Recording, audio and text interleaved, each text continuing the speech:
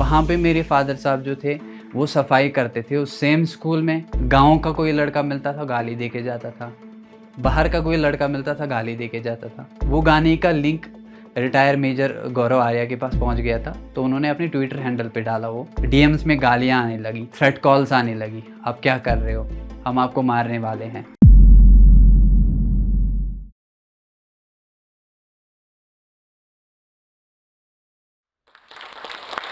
आज मैं आप सबको अपनी कहानी सुनाना चाहता हूँ, लेकिन कहानी सुनाने से पहले मैं आपको अपनी कुछ 4 लाइन सुनाना चाहता हूँ, जो मैंने अपनी लाइफ़ के रिलेटेड ही सबसे पहले जब मैंने कलम उठाया तो सबसे पहले मैंने ये लाइन्स लिखी थी।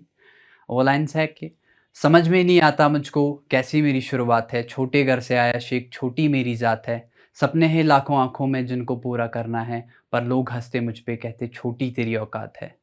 ये औकात की बात इसलिए मैंने की क्योंकि जब भी मैंने रैप स्टार्ट किया, सबकी तरफ से मुझे एक ही रिप्लाई मिलता था, बेटे जा कहाँ रहा है? तेरी औकात नहीं है यहाँ जाने की। क्योंकि स्टार्टिंग से मेरी फाइनेंशियल कंडीशंस घर की सही नहीं रही। मेरे फादर साहब जो थे, वो एक सिंगर थे, एक सूफ़ी सिंगर, रात भर गाते थे, सुबह उठते थे, एक स्कूल में स्वीपर थे, वहाँ पे सफाई करते थे। तो ये करके वो हम सब 8 मेंबर्स हैं हम घर में, 8 मेंबर्स को पालते थे, फिर भी उनसे नहीं हो पा रहा था। मोस्ट ऑफ द टाइम्स क्या हुआ, पढ़ाई पढ़ाई के दौरान भी अगर हमने कभी भी मार खाई है, तो वो बस इसलिए क्योंकि हम नोटबुक्स नहीं लाते थे, हमारे पास पैसे नहीं होते थे नोटबुक्स लाने के। तो ये औकात की बात हर जगह पे आई, तेरी औकात नहीं है, स्टूडियो रिकॉर्डिंग के लिए औकात नहीं है, तेरी वीडियोग्राफ़ी के लिए औकात नहीं है, लेकिन मैं कभी भी पीछे नहीं हटा, क्योंकि मुझे आगे बढ़ना था और बहानों का गला घोंट के बढ़ना था।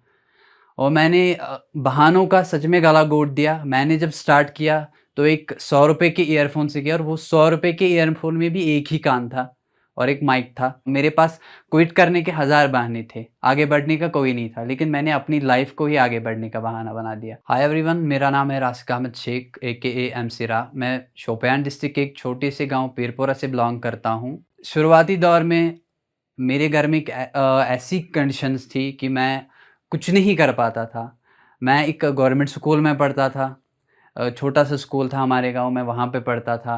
लाइक मेरे फ्रेंड्स सारे जो थे, वो सारे प्राइवेट स्कूल्स में जाते थे, लेकिन मेरे पास वो सब था ही नहीं। मेरे पास बुक्स नहीं होती थी, मेरे पास नोट्स नहीं होते थे, मेरे पास नोटबुक्स नहीं होती थी, मेरे पास कभी-कभार पेंसिल भी नहीं होता था, ताकि मैं स्कूल जाके पढ़ूँ। उस गवर्नमेंट स्कूल से फिर उठ के मैं एजीएस आर्मी गुडविल स्कूल बालापोरा में, शोपियान में एक स्कूल है, वहाँ पे गया।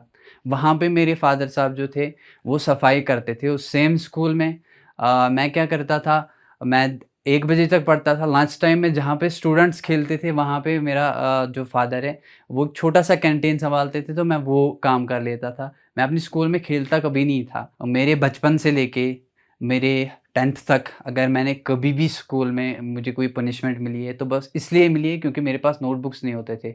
ऐसा नहीं कि मुझे बनाने का लाइक बाकी बच्चों को होता है कि होती है, लेकिन बनाना नहीं चाहते, लेकिन मेरे पास होती नहीं थी, मैं बनाना चाहता था।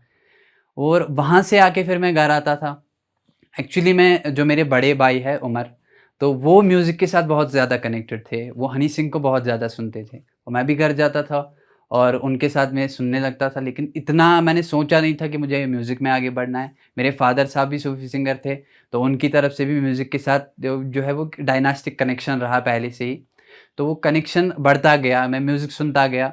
हम दोनों भाई बैठ के, हमारे पास एक छोटा-सा कलर टीवी था, उसपे सुनते थे म्यूज़िक। 9XM सुनते रहते थे, 9X स्टेशन, ऐसे चैनल जहाँ पे पंजाबी म्यूज़िक आता था, तो उसके साथ बहुत ज़्यादा कनेक्टेड थे। 2014 में रफ्तार का एक गाना आया था जिसका नाम था स्वैग मेरा देसी है। वो गाना जब मैंने सुना, लाइक मैं शॉक में चला गया, लाइक ऐसा भी कुछ होता है क्या?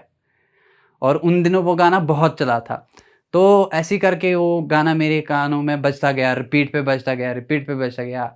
यूजुअली जो है सब आप मोस्ट ऑफ द म्यूज़िशियन से सुनेंगे कि अगर उन्होंने रैप स्टार्ट किया है तो एमिनेम को सुना होगा। लेकिन मैंने रफ्तार को सुना, रफ्तार को सुन के माइंड कंप्लीटली डाइवर्ट हो गया रफ्तार की तरफ। हनी सिंह एक्स्ट्रा जिनको भी मैं सुनता था उनको मैंने साइड कर दिया और एक ही पॉइंट पे अटक गया। मैं बस रफ्तार को सुनता था। और जहाँ पे भी जिस सिचुएशन में मैं जाता था, जहाँ भी मुझे कोई गाना चाहिए था, रफ्तार की प्लेलिस्ट में सब कुछ मिलता था। तो इसके साथ कनेक्शन बढ़ता गया। और मेरी एक आदत थी, मैं जो भी गाना सुनता था, कोई भी गाना सुनता था, रट्टा मार के अपने फ्रेंड्स के कानों में बजाता रहता था। और ऐसे ही करके जब हमारे 11th में मैंने एडमिशन लिया हायर सेकेंडरी में, तो वहाँ पे एनुअल फंक्शन होने वाला था। ऐसे ही मैं अपने एज़ यूजुअल जैसे मैं अपने दोस्तों के कानों में बजाता रहता था गाने, ऐसे ही मैं अपने दोस्त को सुना रहा था स्वैग मेरा देसी है, लाइक उसका जो फर्स्ट वर्स है और देन सेकंड वर्स मैं उनको सुना रहा था, वो फ़ास्ट में जाता है। तो मैं उनको सुनाते-सुनाते उन्होंने मुझे ऐसे बोला, "रुक 1 सेकंड, मुझे क्यों सुना रहा है? अगर तू कर सकता है आगे जाके सुनाना किसी को, या खुद लिखने की कोशिश कर, खुद रिकॉर्ड कर, अगर तू करना चाहता है।" एंड आई वाज़ लाइक यार, नहीं है मेरे पास ऐसा कुछ कि मैं करूँ, और ना मैं लिख पाता हूँ, अभी मैंने कुछ लिखा भी नहीं है। फॉर ग्रांटेड ले लिया मैंने उस बात को और आगे बढ़ता गया। आगे स्कूल में एनुअल फंक्शन होने वाला था, मेरे उन्हीं उसी दोस्त ने मेरा नाम लिखवाया था और मैनेजमेंट को बोला था कि रासिक जो है एक रैप परफ़ॉर्म करने वाला है यहाँ पे, और एनुअल फंक्शन के डे के दिन मुझे बताया जा रहा है कि आप एक रैप परफ़ॉर्म करने वाले हो। उठ के जब मैंने साउंड सिस्टम पे देखा तो मेरे पास बीट नहीं थी। मैंने इक्वलाइज़ेशन में जाके प्रधान के गाने की जो है वोकल्स डाउन कर दिया और उसका बीट बेस ऑन रख दिया। लेकिन जब सिस्टम पे वो गाना चढ़ा, जब वो इंस्ट्रूमेंट्स सिस्टम पे चढ़े, वो इंस्ट्रूमेंट्स नहीं लग रहे थे, बस बेस बज रहा था, जिसकी वज़ह से बहुत ज़्यादा डिस्टर्बेंस हुई। देन मैंने वहाँ पे अपनी टीचर को रिक्वेस्ट किया कि मैं ईयरफ़ोन पहनना चाहता हूँ।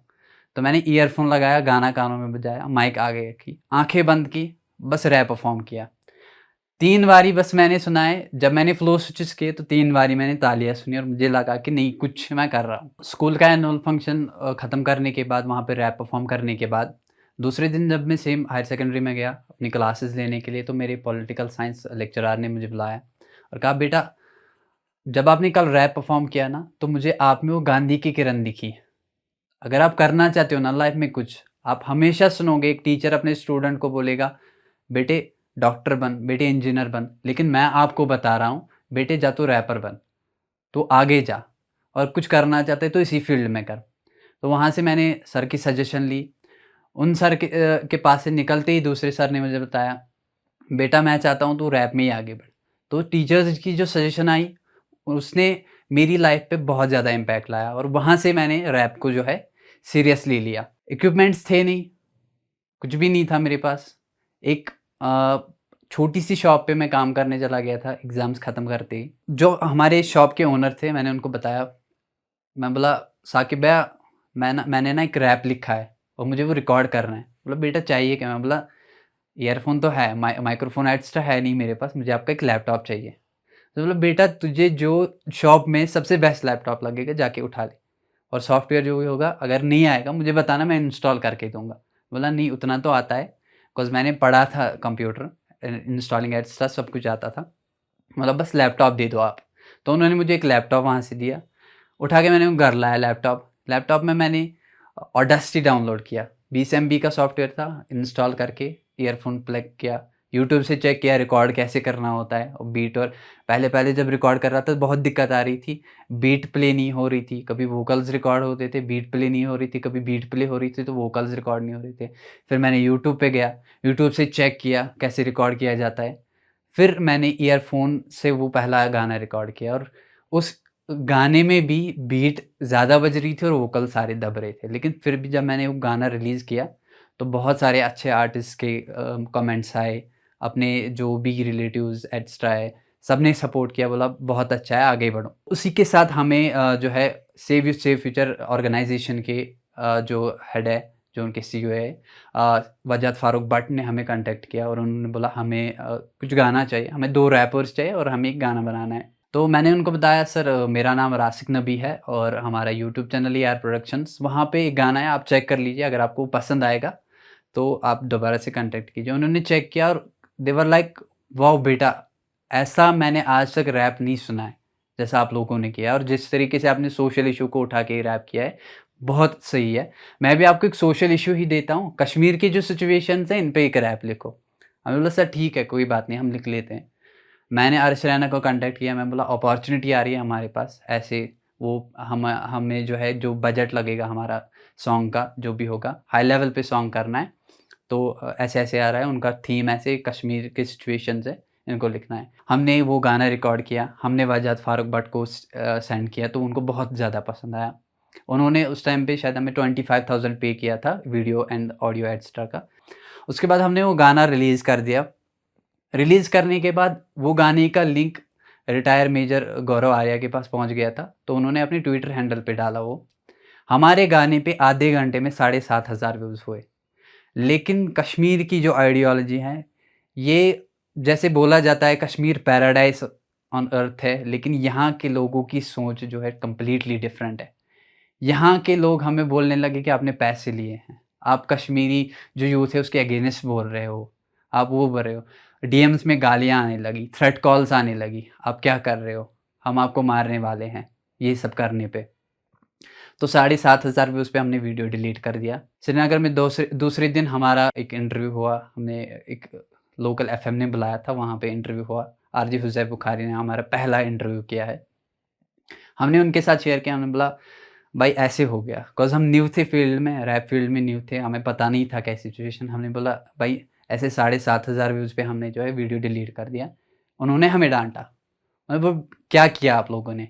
ऐसे लोग हज़ार आएँगे, उन हज़ारों में आप देखो अगर 100 ही आपको पॉजिटिव कमेंट्स दे रहे हैं ना, तो सोचो कुछ कर रहे हो आप। आपने वीडियो रिमूव नहीं करना था।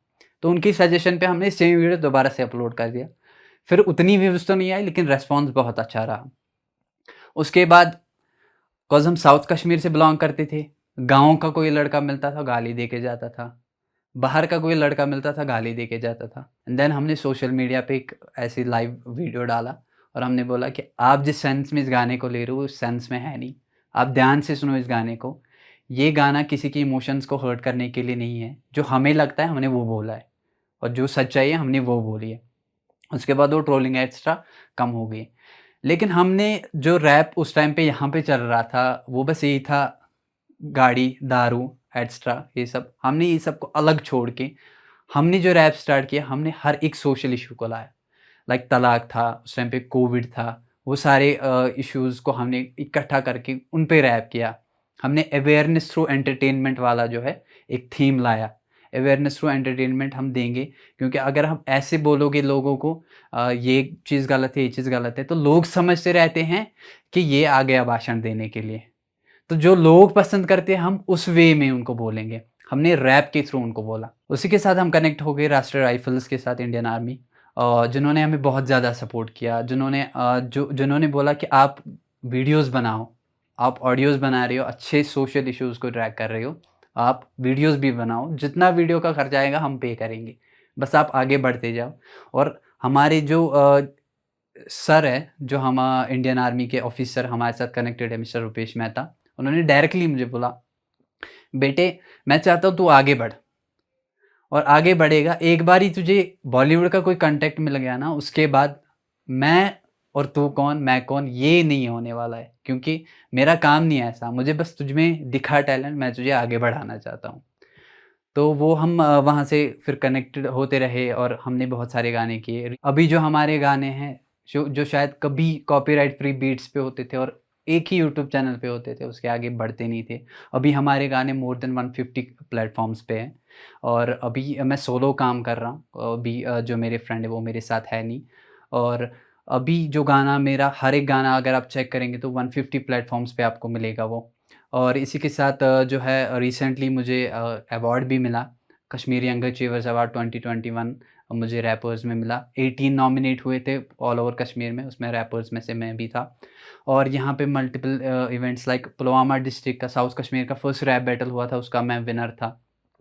कश्मीर का पहला ऐसा रियलिटी शो जहाँ पे रैपर्स ने परफॉर्म किया, वहाँ पे भी मैं विनर रहा रैपर्स कैटेगरी में, और टोटल इवेंट का मैं सेकंड रनर अप था। आप भी अगर अपनी लाइफ में आगे बढ़ना चाहते हैं तो ये जो बहाने, इनका गला घोट दो। ये बहानों को अपनी लाइफ का फुल स्टॉप मत बनने दो, इनको कॉमा बना के आगे बढ़ते जाओ, आगे बढ़ाते जाओ अपनी लाइफ को, कभी भी रुकना नहीं है, और जो आप चाहते हो वो सब हासिल होता है। इस वीडियो के बारे में अपनी राय नीचे कमेंट सेक्शन में हमें बताएं और अपने दोस्तों के साथ ये वीडियो शेयर करना ना भूलें।